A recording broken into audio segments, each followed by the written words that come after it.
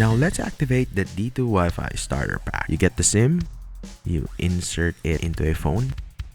Then you're gonna have a text prompt on the messaging app giving you a link in which you will register or activate the SIM. You follow the link, register to activate the SIM. So you needed the information, identification, or self so that you can activate the SIM card. So after activation, there's gonna be a prompt which says that you have successfully activated your SIM. And after that, there will also be a prompt in the messaging app giving you the username and password for your D2 app. Now you download the D2 app on your smartphone. Now this is exactly where everything happened, and then you log in with the given details or credentials, and then you check your free gigabytes or your free data allocation, which in this case 70 gig, and then you get the SIM out of the phone, then you transfer it to the Wi-Fi router.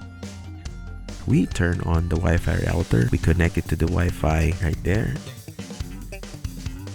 and then we have a speed test. Let's see how fast this is.